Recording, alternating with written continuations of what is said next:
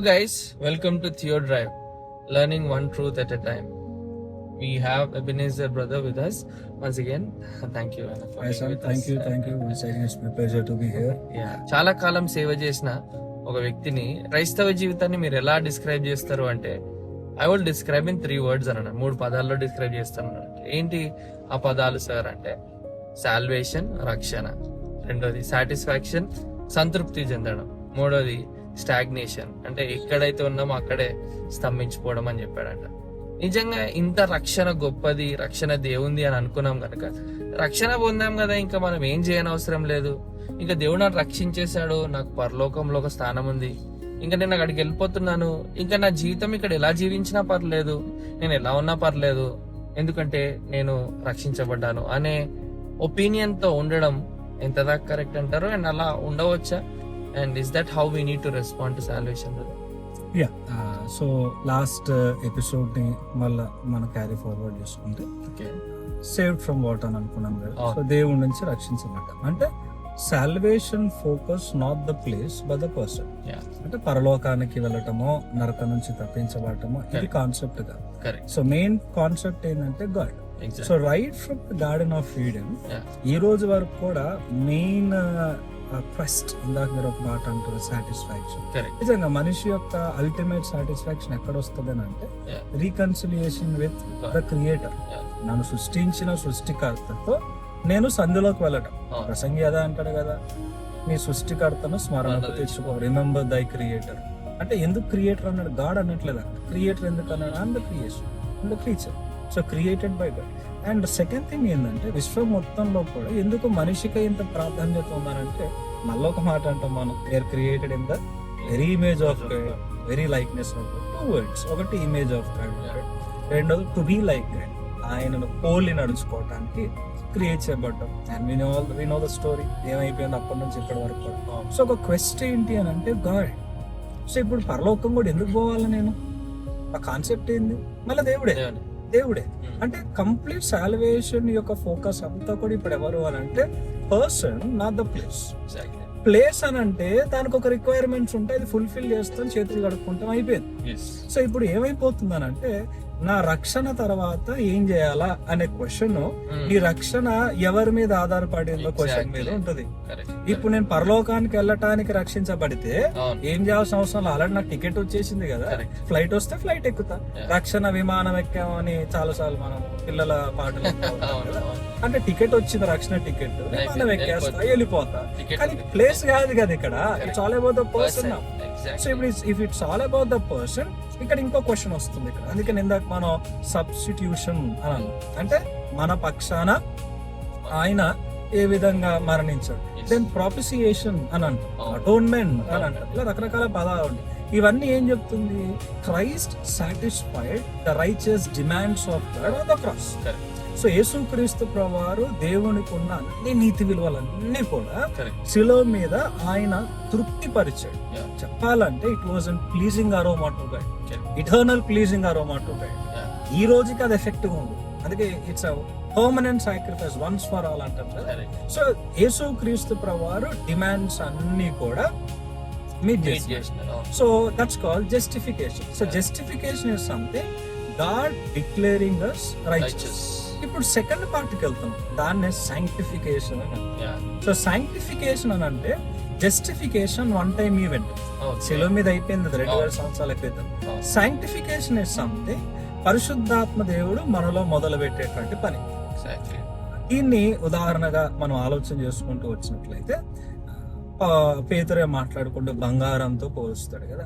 మనం ancient times, ఈ times మనం చూసిన ఒక గోల్డ్ స్మిత్ అని మనం తీసుకుంటే జనరల్ గా మైనింగ్ జరుగుతూ ఉంటుంది, గోల్డ్ మైనింగ్ జరుగుతూ ఉంటుంది. సో గోల్డ్ మైనింగ్ జరుగుతూ ఉన్నప్పుడు ఆ మైనింగ్ లో, ఆ బురదలో, ఆ మురికిలో, ఆ మట్టిలో నుంచి గోల్డ్ బయటకు వస్తుంది. It's a gold. బయటకి ఏదైతే వస్తే ఇట్స్ అ గోల్డ్. సో మన జీవితం మురికి జీవితం కంపారిజన్ చేసుకుంటే దాంట్లోంచి గోల్డ్ గా నూతన జన్మని తీసుకొచ్చారు. ఇప్పుడు ఆ గోల్డ్ దాంట్లోంచి మైనింగ్ లోంచి బయటికి తీసుకొచ్చిన వెంటనే ఎవడైతే మైనింగ్ చేసినాడో సబ్బు తీసుకోవచ్చు, ఊరికే సబ్బుతో అడుగుతాడు కడగడు కదా. అవును. సో దాన్ని ఏం చేస్తాడు, దాన్ని తీసుకెళ్లి బగబగా మండుతున్నటువంటి మంటలో పడేస్తాడు. Correct. సో ఆ మంటలోంచి ఒక డ్రాస్ అనేది వస్తుంది కదా, దాంట్లో ఉన్న చెత్త ఇదంతా కూడా వస్తూ ఉంటుంది. ఇప్పుడంటే చాలా టెక్నాలజీ వచ్చేసింది. Yeah. సో ఆ దినాల్లో అంటే ఏన్షియంట్ టైమ్స్ లో ఈ గోల్డ్ మైనింగ్ చేసిన తర్వాత రిఫైనింగ్ ప్రాసెస్ అంటే Okay. రిఫైనింగ్ ప్రాసెస్ లో ఏం చేస్తారంటే ఆ డ్రాస్ అంతా కూడా, ఆ ఇంప్యూరిటీస్ అంతా కూడా పోయిన తర్వాత ఆ వ్యక్తి ఎవరైతే దాన్ని ప్రాసెస్ చేస్తా ఉంటాడో అదంతా మనకి గోల్డ్ అంతా కూడా లిక్విడ్ ఫామ్ లోకి వచ్చేస్తుంది కదా. వెళ్ళి అలా చూస్తాడంట, అలా చూస్తే తన ముఖం క్లియర్ గా కనిపిస్తుంది. Okay. సో అలా క్లియర్ గా కనిపిస్తే నౌ ఇట్స్ ప్యూరిఫైడ్ అని చెప్పి Okay. దాన్ని తీస్తాడు. Okay. సో పేతురు దాన్ని అలాగనే వాడు. ఏంటి అని అంటే, అవును దేవుడు నన్ను రక్షించాడు, ఈ declared me as righteous, but now he must make me righteous. Correct. ఇప్పుడు నన్ను నీతిమంతునిగా చేయాలి. చేయాలి. అవును. ఇది ఒక రోజుతో అయ్యేది కాదు, ఇది Correct, correct. ఒక రోజుతో అయ్యేది కాదు, డైలీ ప్రాసెస్. అందుకనే రక్షణ దాంట్లో first step justification. Correct. Justification is one time process Yes. and sanctification is lifelong process. Exactly. In other words, daily process. Until and unless I meet my savior face to face. Yeah. నేను ఆయనని ఎదుర్కొనేంత వరకు కూడా ఇది అనుదినము నేను వెళ్ళాల్సినటువంటి ఒక ప్రక్రియ. So దీన్ని రెండు భాగాలుగా చూడొచ్చు. ఒకటి పొజిషనల్ అంటాం, రెండోది ప్రాక్టికల్ అంటాం. సో పొజిషనల్ గా మనం తీసుకుంటే దేవుడు మన పొజిషన్ మార్చేసాడు. ఈ రోజుకి కూడా దేవుడు మనల్ని చూస్తే యేసయ్య అని ఒక ట్యాగ్ మనం వేసుకుంటాం కాబట్టి through the lens of Christ we could see our righteousness. So positionally we are sanctified Yes. through the Holy Spirit and we are indwelled by the Holy Spirit. Oh. We are sealed by the Holy Spirit. Correct. So కాబట్టి అది positional. ఇప్పుడు practical గా మళ్ళీ నాకు రక్షణ వచ్చినంత మాత్రం నా పవిత్రం అయిపోతానా? Mhm. అంటే ఇప్పుడు సాధువుగా నేను హిమాలయాల్లో కూర్చొని యేసయ్యని ఆరాధించుకున్నాను కాదు కదా. I live among the people. ఆయన వాక్యం చెప్పేటువంటిది ఏంటి? చీకటిలో నుండి ఆశ్చర్యకరమైన వెలుగులోకి మిమ్మల్ని పిలిచి అక్కడ పెట్టాడు దేవుడు. మిమ్మల్ని ఏమైనా తీసుకెళ్లి ఎడారుల్లో పెట్టాడా, లేకపోతే మనుషులు లేని చోట పెట్టాడా? పాపం లేని చోట పెట్టి తీసుకొచ్చి కరెక్ట్ గా పాపం ఎక్కడైతే ఉంటుందో అక్కడే ఉంటది. అండ్ ఏదైతే మనకి ఫిలిపియన్స్ ఇందాక మనము లాస్ట్ ఎపిసోడ్ లో చూసుకుంటూ వచ్చామో, చాప్టర్ 2:12 లో వర్క్ అవుట్ యువర్ సాల్వేషన్ అని, it is God who works in you. Immediate గా ఏముంటది? మీరు ఎక్కడ జీవిస్తున్నారు? పర్వర్టెడ్, కరప్టెడ్ జనరేషన్ మధ్యలో మీరు ఉన్నారు. Now you should shine. ఇప్పుడు నువ్వు షైన్ అవ్వాలి. సో వారి మధ్య నీ పరిశుద్ధతను కాపాడు. సో సాంక్టిఫికేషన్ అంటే ఏంటి? శుద్ధీకరణ, పవిత్రీకరణ. అంటే అనుదినము కూడా నువ్వు పవిత్రపరచాలి. సో దాన్ని నేను ఏమంటానంటే it's a refining process. So దేవుడు మనల్ని బంగారం లాగా తవ్వాడు, తవ్వి తీసుకొచ్చి ఇప్పుడు ఎక్కడ పడేయాలని అంటే మంటలో పడేయాలి. అండ్ జేమ్స్ అదే అంటాడు కదా, various kinds of trials there will. ఇప్పుడు నా ఫెయిత్ జెన్యున్ ఫెయిత్ అని ఎట్లా తెలుస్తుంది? నా ఫెయిత్ రైట్ ఫెయిత్ అని ఎట్లా తెలుస్తుంది? నేను రైట్ బిలీవర్ అని ఎట్లా తెలుస్తుంది? నాలో మారు మనసు వచ్చిందని ఎట్లా తెలుస్తుంది? It might be emotional act అయి ఉండొచ్చు కదా. చాలా సార్లు మనం ఇమోషనల్ గా రియాక్ట్ అయిపోతూ ఉంటాం. చిన్న ఏదన్నా ఏడుపు తీసుకొచ్చే సన్నివేశం చూస్తేనే కళ్ళలో నీళ్ళు వచ్చే మనుషులు మనం. రోడ్డు మీద ఎవరైనా మరణిస్తేనే అయ్యో పాపం అని జాలి చూపించే మనుషులు మనం. మరి అలాంటిది యేసే గురించి కొన్ని మంచి మాటలు వినగానే అయ్యో పాపం యేసే నా కోసం మరణించాడా, కళ్ళలో నీళ్ళు వచ్చేస్తే నేను చేతులు లేపేసి ఏడ్చేస్తా ఉంటా, దేవా నా జీవితం ఇచ్చేస్తా ఉంటా, బయటికి వెళ్ళగా మళ్ళీ మామూలు. సో ఇప్పుడు ఇక్కడ ఇంకోటి కూడా క్వశ్చన్ చేసుకోవాల్సింది, ఈజ్ మై సాల్వేషన్ జెన్యూన్? నా ఫెయిత్ కరెక్టేనా? నా ఫెయిత్ రియలేనా? ఎట్లా తెలుస్తుంది? Unless and until it is purified, unless and until it is tested, ఎట్లా తెలుస్తుంది నాకు? సో దాన్నే దేవుడు ఒకటి ప్రారంభించింది ఏంటంటే సాంక్టిఫికేషన్ ప్రాసెస్. సో ఖచ్చితంగా నా ఫెయిత్ రైటా రాంగా, నా ఫెయిత్ ఎంతవరకు తట్టుకోగలదు? సో ఈ రిఫైనింగ్ ప్రాసెస్ లో వెళ్తాను. సో ఈ రిఫైనింగ్ ప్రాసెస్ లో అల్టిమేట్ గోల్ ఏంటి? దేవుంది ఒకటే గోల్ చెప్పాలంటే. పాపం గోల్డ్ స్మిత్ కున్న గోల్ ఏంటి? బంగారం అయిపోయిందా లేదా చూసుకోవటానికి ఎలాగా మొహం కనిపిస్తుంది. సో ఇప్పుడు నేను రక్షణ పొందిన వ్యక్తిగా లోకంలోకి వెళ్ళగానే మనుషులకి దేవుడు కనిపించాలి, లేకపోతే దేవుడు నా లైఫ్ లో తొంగి చూస్తే ఆయన మొహం ఆయన చూసుకోవాలి. అలాంటి ఒక likeness, God made man in his image, in his likeness, and that image, that likeness is shattered by sin. ఏదైతే ఇమేజ్ అనేది లాస్ట్ అయిందో, అది ఏదైతే శాటర్ అయిపోయిందో అది రెస్టోర్ అవ్వాలి. సో నా I need to live like Christ. ఎందుకంటే పౌలు అదే అంటాడు కదా, let this mind be in you which was also in Christ Jesus. అంటే సింపుల్ గా చెప్పాలి, లివ్ లైక్ క్రైస్ట్. అండ్ అదే పౌలు ఇంకో దగ్గర ఎఫెసియన్స్ 5 లో అంటాడు, ఇమిటేట్ క్రైస్ట్ అని అంటాడు. అంటే సింపుల్ గా living like Christ. So ultimate goal. So నాకు రక్షణ వచ్చింది అయిపోయింది అని అంటే, అందుకే ఇందాక మనం మాట్లాడుకుంటూ వచ్చాం, రక్షణ ఎక్కడి నుంచి వచ్చింది, రక్షణ ఎవరి మీద ఆధారపడింది, రక్షణ గోల్ ఏంటి. So the chief goal of salvation is not the place, is the person. So Christ already satisfied the very righteous demands of God on the cross. Correct. Now it's your role on daily basis to please God. And the Paul ఏమంటాడు, we should be like a pleasing aroma unto God. So మన ప్రతి దినము మన life లో క్రీస్తులాగా బ్రతకాల. మన last episode లో question కూడా వేసాను, యేసుక్రీస్తు రావాలంటే ఒక 30 years ఓల్డ్ పర్సన్ వచ్చేయచ్చు. ఎందుకైనా 33.5 years ఆయన జీవించాడు. ప్రతి ఫేస్ లో కూడా ఒక మనిషి ఫెయిల్ అవ్వకుండా వచ్చాడు. చెప్పాలి అని అంటే in every face man was failed. So ప్రతి ఫేస్ లో మనిషి ఇలా జీవించగలడు అని చూపించడానికి ఆయన ఈ లోకంలో నిలబడినాడు కదా. సో ఈ రోజున నేను అబద్ధం ఆడే ఒక పొజిషన్ లో వస్తే, అబద్ధం ఆడే పొజిషన్ రానంత వరకు, సిచ్యువేషన్ రానంత వరకు నేను అబద్ధం ఆడినని చెప్తా. మరి సిచ్యువేషన్ వస్తే అప్పుడు ప్రూవ్ అవుతుంది. నేను ఒక సెక్షువల్ సీన్ నా కళ్ళ ముందు రానంత వరకు అట్లాంటి నీచమే నేను ఎందుకు చేస్తా అని అంట. అది ఎన్కౌంటర్ అయినప్పుడు అంటే ప్రాబ్లం ఏంటి అని అంటే, when you encounter the sin, when you encounter the trial, so ఆ ప్రెషర్ లో, ఆ ఫోర్స్ లో, ఆ కంపల్షన్ లో, ఆ క్రైసిస్ లో how do you react, that's your true character అంటాం కదా, దట్స్ యువర్ ట్రూ ఫెయిత్ అంటాం కదా. అదే ఎక్కువగా ఈ సెయింగ్ మనం వింటా ఉంటాం, ప్రెషర్ బిల్డ్స్ ద క్యారెక్టర్ అని అంటారు. But I don't believe in, ఎందుకంటే pressure never builds the character, it exposes the character. ఒక ప్రెషర్ గుండా వెళ్తే అసలు నేనేంటో బయటపడతా. టెంప్టేషన్ రాకపోతే నేనేందో ఒకటి తెలుసు, శ్రమ రాకపోతే నేనేందో ఒకటికి తెలుసు. సో దేవుడు నన్ను రక్షించాడు, దట్స్ ఫైన్. ఇప్పుడు దేవుడు నన్ను బట్టి సంతోషించాలా, దేవుడి మీద నా ఫోకస్ కాబట్టి దేవుడిని నేను చేరుకోవాలా, దేవునితో బ్రతకాలా, దేవుని కొరకు జీవించాలా. మరి ఈ ప్రాసెస్ లో, ఈ రిఫైనింగ్ ప్రాసెస్ లో వెల్ డన్ అనేటువంటి మాట దేవుడి నుంచి నేను పొందుకోవాలి కదా. సో దేవుడు అనుకున్న వ్యక్తిలాగా నేను మారాలి కదా. సో రక్షణ ఇవ్వటం ఆయన పని, ఆ రక్షణ కొనసాగించుకోవటం నా పని. అలా కొనసాగించడానికి సహాయం చేసేది కూడా దేవుడే. సో దాన్ని మనం ప్రాక్టికల్ అంటాం. అంటే positionally I'm sanctified, at the same time practically I have to be sanctified ప్రతి దినము కూడా. అందుకనే పేతురులో ఒక మాట అంటాడు, sanctification of the Spirit for the obedience to Christ అని అంటాడు. అంటే సాంక్టిఫికేషన్ అల్టిమేట్ గోల్ ఏంటి, క్రీస్తుకు విధేయత చూపించడం. పాపం ఎట్లా మొదలైంది, దేవుడు మాట వినకపోవటం బట్టి, దేవుడు అనుకున్న విధంగా బ్రతకపోవటాన్ని బట్టి. సో ఈ రోజున సాల్వేషన్ పొందుకుంటే పరలోకం పోయే టికెట్ వచ్చి రావటం కాదు. సాల్వేషన్ పొందుకున్నావంటే దానికి అర్థం ఏంటంటే దేవునికి నచ్చినట్టుగా బ్రతకడం, to please your master, to please your saviour, to please your lord. అంటే ఈ దినాలలో ఒక టికెట్ కొట్టుకోవటానికి, పొలిటికల్ గా టికెట్ తెచ్చుకోవటానికి, లేక మనం అనుకున్నవి తెచ్చుకోవటానికి ఎన్ని కాళ్ళు పట్టుకుంటారు మనుషులు, ఎక్కడెక్కడికి వెళ్తారు మనుషులు, ఎంత ప్లీజ్ చేస్తారు మనుషుల్ని. అంటే టు హ్యావ్ అ పొజిషన్, లేకపోతే ఒక ఉద్యోగం తెచ్చుకోవటానికి, ఒక ఇల్లు కట్టుకోవటానికి ఇంతగా మనిషిని ప్లీజ్ చేస్తే, when it comes to salvation, అది ఫ్రీగా వచ్చిందో అనుకున్నాను. ఎట్లా ఫ్రీగా వచ్చింది? Salvation is never free. చెప్పాలంటే it cost something, and that cost the life of Christ.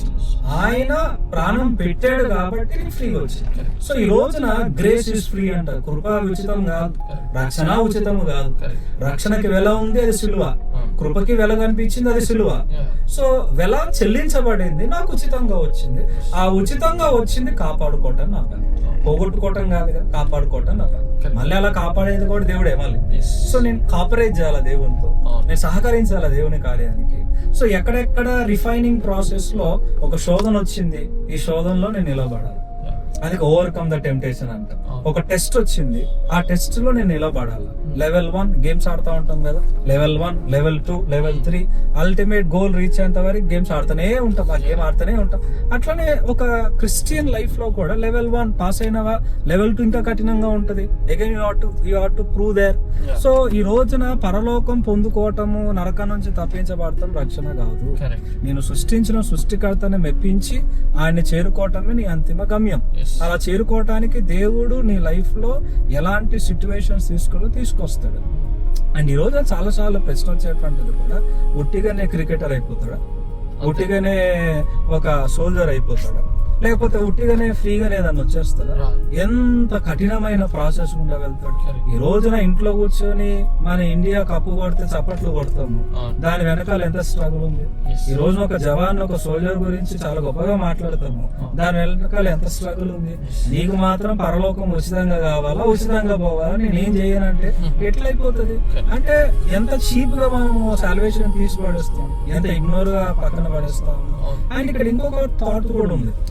ఎవరైతే సైంటిఫికేషన్ ప్రాసెస్ ని డినై చేస్తారో ఇక్కడ ఇంకో ప్రాబ్లం వెళ్తాం. ఏంటి ఆ ప్రాబ్లం? ఏంటంటే దేవుడిని ఎట్లున్నా యాక్సెప్ట్ చేస్తాడు. నువ్వు ఏమి చేసినా, ఏ పాపం చేసినా దేవుడిని ఒప్పుకుంటూ దేవుడిని క్షమిస్తాడు. మళ్ళీ డైలీ స్నానం చేసినట్టు నేను లోకంలోకి వెళ్ళటం, మురికి తెచ్చుకోవటం, స్నానం చేసుకోవటం, మళ్ళీ మంచిగా ఉంటాం. అట్లా నేను పాపం చేస్తా వస్తాను, దేవుడు క్షమిస్తాడు, మళ్ళీ పాపం చేస్తా వస్తాను అనేటువంటి దూరంలోకి వెళ్తాం. అందుకనే ఇందాక మనము మాట్లాడుకుంటూ ఇంకో ఆలోచనలోకి వెళ్ళాం. జనరల్లీ సాల్వేషన్ లో ఇంకో పాయింట్ కూడా ఏంటి? Repentance. What is repentance? Repentance కి రిగ్రెట్ కి చాలా తేడా ఉంది కదా. రిగ్రెట్ అంటే ఏంటి? ఇప్పుడు నేను నా ఫస్ట్ టైం నేను మాట్లాడుతా ఉన్నప్పుడు యంగ్స్టర్స్ తో ఈ చిన్న ఉదాహరణ ఇచ్చిన అనమాట, జనరల్ అర్థం చేసుకోవటానికి. రిగ్రెట్ కి రిపెంట్ కి తేడా ఏందని అంటే, నేను బైక్ మీద పోతున్నాను, పొరపాటున ఒకళ్ళని గుద్దేశాను. సో వెంటనే నాకు భయం వేస్తుంది.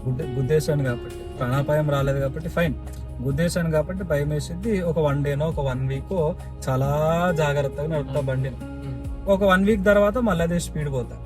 సో అక్కడ నేను రిగ్రెట్ అయ్యాను గుద్దానని, కాబట్టి నా స్పీడ్ తగ్గింది.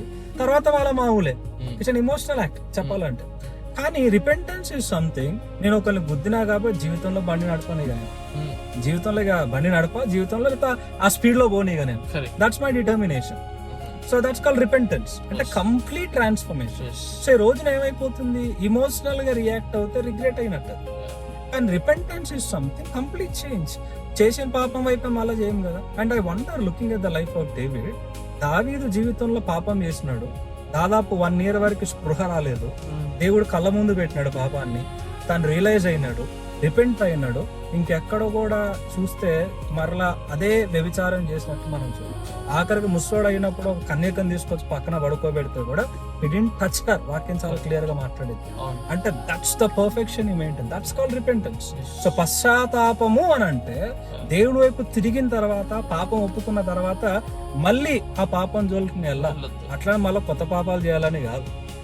అంటే ద హేట్రెడ్నెస్, లేకపోతే ఆ పాపం పట్ల నీకు వచ్చేటువంటి చిరాకు, దాని మీద అసహ్యం. ఎందుకంటే వాక్యం చెప్పింది కదా, పాపము చూడలేనంత నిష్కలంకమైన కన్నులు గలవాడు దేవుడు. So habitually you develop godly attitude. ఆ డివైన్ క్వాలిటీస్ నీలో అవి ఎగ్జిస్టెన్స్ లోకి వస్తాయి. That's called refining process, సైంటిఫికేషన్ process. అందుకనే క్రిస్టియన్ అన్నారు కదా, బీయింగ్ లైక్ క్రైస్ట్ అన్నారు కదా. సో ఈ ప్రాసెస్ అంతట్లో కూడా ప్రధానంగా మనం అదే చూస్తూ ఉంటాం కదా రక్షణ విషయం. సైంటిఫికేషన్ ఇస్ వెరీ మచ్ ఎసెన్షియల్. ఇంకా నాకు అవసరం లేదు అంటే నువ్వు రక్షణ పొందవో లేదో కూడా మనము అది కొంచెం క్వశ్చనబుల్ గానే ఉంటుంది. మన గోల్ ఏంటి అంటే ఆయన స్వారూప్యంలో మార్చబడ్డాం. It's not place centred, it's person centred. కాబట్టి we need to take sanctification seriously, and sanctify అవ్వడానికి ఖచ్చితంగా తగిన మెజర్స్ బైబిల్ చెప్తున్నట్టు మనం తీసుకోవాల్సిన అవసరం ఎంతకైనా ఉంది. సో ఈ రోజున రక్షణ నేను పొందుకున్నానా లేదా అని అనడానికి చూడాల్సిన వరాలు, ఫలాలు. అండ్ ఆ ఫలాలు మనలో కనిపించకపోతే నాకు ఏ వరాలు ఉంటే ఏం లాభం పౌలు అంటాడు కదా. సో కాబట్టి if you feel that you are saved, what is the evidence? What are the fruits that people could see? What are the fruits that you could experience in your life? And that's called a testimony. To be like Christ and glorify Him and meet Him face to face to share His glory for eternity.